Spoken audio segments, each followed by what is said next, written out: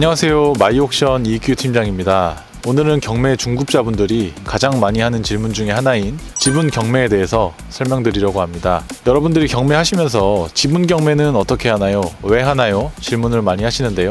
오늘 한 사건을 가지고 예시를 들어서 이해하기 쉽게 설명해 보도록 하겠습니다. 사건 번호 2022 파경 75422, 물건지 주소는 경기도 동주천시 생현동입니다. 용도는 주택, 감정가격 5,500만원, 최저가격 1,890만원으로 다수 유찰된 사건입니다. 지분 경매의 출구 전략은 세 가지입니다. 첫째, 경매를 통해서 취득한 지분을 시세에 맞게 웃돈을 주고 다시 매도하는 방법. 두 번째, 취득한 지분 외에 다른 지분을 추가로 매수하는 방법. 세 번째는 첫 번째, 두 번째 방법이 안 될 경우 경매를 통해서 현금으로 환수하는 방법이 있습니다. 물건지 살펴보면서 좀 더 설명드리도록 하겠습니다. 오늘 우리 경매 물건은 바로 이 물건입니다. 1호선 동두천 중앙역에서 도보 5분 거리에 있는 아주 입지 좋은 단독주택인데요. 토지 평수는 46.5평, 그 중에 우리 경매로 나온 지분 평수는 3분의 1인 15.53평입니다. 건물은 1981년도 건물로 건물의 가치는 없는 것으로 판단하면 좋을 것 같고요. 이곳 시세는 평당 350만원입니다. 15.53평 곱하기 350만원을 하면 약 5,400만원의 부동산 가치가 산출이 됩니다. 감정가격을 보면 5,500만원으로 산정되었습니다. 얼추 감정은 제대로 된 것으로 보이네요. 현재 다수 유찰돼서 최저 매각가격 1,980만원까지 떨어졌습니다. 약 최저 매각가격 1,900만원에 취득한다고 가정했을 때 취득세 및 등기 이전 비용, 기타 부대 비용을 포함하면 약 2천만원의 실투자금이 들어갈 겁니다. 5,500만원짜리 주택을 2천만원에 취득하였으니까 3,500만원을 저렴하게 취득한 셈이 되겠죠. 그러면 이 3,500만원이 내순 수익이냐? 그건 아닙니다. 우리가 취득한 지분을 시세에 맞게 매도했을 때 3,500만원에 대한 차익이 생기는 건데요. 그 중에 양도세도 발생할 것이고요. 기타 중개 수수료나 부대 비용도 발생이 될 것입니다. 그리고 무엇보다 중요한 것은 내가 시세대로 5,500만원에 매도할 수 있다는 보장이 없기 때문에 매도할 수 있는 금액을 보수적으로 잡고 실제 순수익을 판단하고 입찰해야 된다는 것입니다.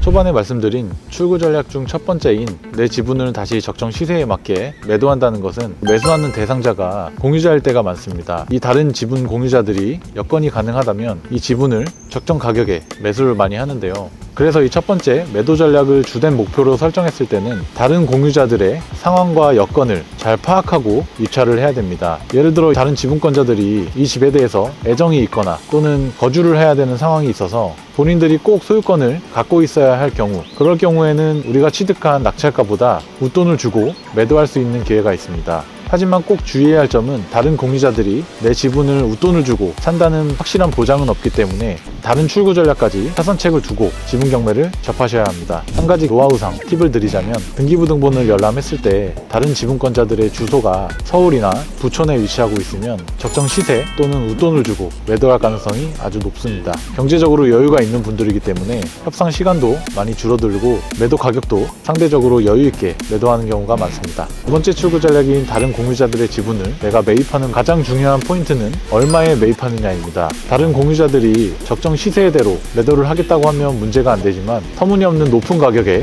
매도를 하겠다고 하면 거래 금액에서 서로 협의가 되진 않습니다. 그럴 경우 협상이 불발될 수 있기 때문에 두 번째 출구 전략 또한 내 계획이 무산될 수 있다는 점 염두에 두고 접근하셔야 합니다. 다음으로 세 번째 출구 전략입니다. 첫 번째, 두 번째 방법인 매도 매수 방법이 진행되지 않을 때 우리는 세 번째 방법인 법률적 절차를 진행할 수밖에 없습니다. 왜냐하면 이 첫 번째, 두 번째 출구 전략은 사람 간의 문제를 해결하는 것이기 때문에 다른 공유자들이 나의 요구사항 또는 의견을 들어주지 않으면 해결할 방법이 없기 때문입니다. 그렇기 때문에 우리는 이 세 번째인 법률적인 절차를 꼭 고려를 해놔야 되는데요. 지분 부동산을 취득하고 잔금을 납부하면 우리는 이 지분 부동산의 소유자, 즉 권리자가 됩니다. 그럼 이 권리로 어떻게 해결을 해야 할까요? 공유물 분할 청구 소송을 진행하는 것입니다. 법원 판사님에게 우리 지분 3분의 1에 대한 사용 수익을 못 받고 있기 때문에 그 부당 이득을 요구함과 동시에 이 주택을 통으로 경매로 진행시켜서 현금으로 청산하고 싶다는 소를 제기하시면 되는데요. 하나의 형식적인 소송이기 때문에 다른 공유자들의 동의 여부와 상관없이 통상 짧게는 6개월, 길게는 1년 안팎으로 판결이 나게 됩니다. 소송이 진행되는 과정 중에 피고인, 즉 다른 공유자들과 조정할 수 있는 조정장도 마련이 되니까요. 중간에 협의로 끝나는 경우도 많다. 참고하시면 되겠고요.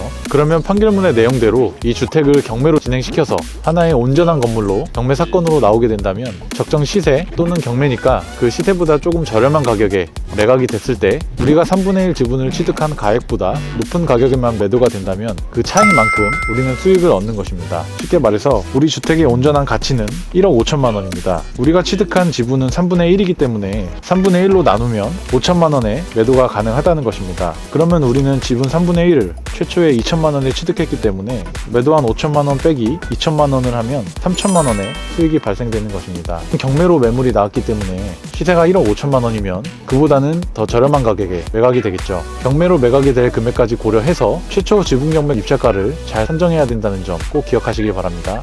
지분경매에 관심 있는 분들이 또 자주 하시는 질문인데요. 지분권자가 요구할 수 있고 받을 수 있냐입니다. 사용 수익금을 요구는 할 수 있으나 실무상 그 금액을 받는 경우는 극히 드물다고 보시면 됩니다. 점유자가 생전 처음 보는 낯선 지분 취득권자에게 임대료를 지불하는 경우는 쉽지 않겠죠. 만약 그 임대료 또는 지료 수익 금액이 크다면 일정 기간을 두고 미지급받은 그 금액을 원인으로 부당이득금 청구를 하셔서 토를 통해서 추후에 받는 방법도 있으니까요. 이 점 고려하셔서 대비하시길 바랍니다. 계세요.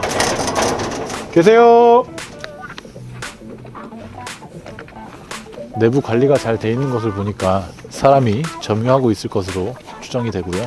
우편함이 깔끔한 것을 봤을 때 점유자가 있을 가능성이 다분해 보입니다.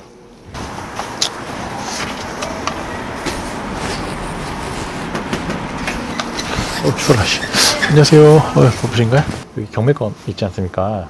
생현동에 요 골목 들어가서 59-18 여기가 지금 준주거 지역이면 한 350 정도 나오나요? 그 정도로 들고 가기도 한데 지분 경매를 접근하실 때 체크해야 할 사항 4가지 짚어드리도록 하겠습니다. 첫 번째, 공유자 우선 매수권을 행사할 수 있다는 점입니다. 다른 지분 공유자들이 경매 입찰에 참여해서 공유자 우선 매수권을 행사하면 우리가 얼마의 입찰가를 제출을 하던 우선 매수인은 그 공유자에게 돌아가게 됩니다. 이 점은 우리가 막을 수 없는 방법이기 때문에 참고사항으로 고려하시면 되겠고요. 두 번째, 물건의 실질적인 평가입니다. 감정 가격을 믿지 마시고 이 물건이 온전한 통으로 경매로 나왔을 때 물건이 매도될 가격을 객관적으로 파악해서 그 금액 대비 지분에 대한 입찰가를 산정을 잘 하셔야 됩니다. 경매로 매각될 금액을 산출하지 않고 높은 가격에 지분을 매수하게 된다면 오히려 우리가 경매로 취득한 가격보다 낮은 가격에 매도가 돼서 투자금의 손실이 발생할 수 있습니다. 세 번째, 법적 분쟁의 가능성을 염두에 두고 입찰하셔야 합니다. 공유자들의 상황과 이해관계를 잘 확인해서 입찰 전에 법적인 분쟁의 가능성까지 고려해서 입찰하셔야 합니다. 마지막으로 네 번째, 낙찰 후 부대 비용입니다.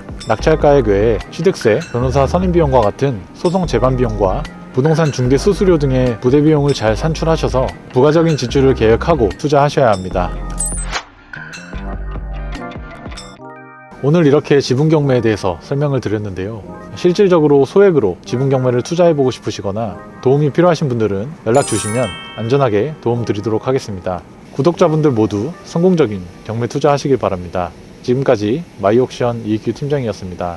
감사합니다. 마이옥션 경매의 꿈 전문 컨설턴트와 함께 마이옥션 나가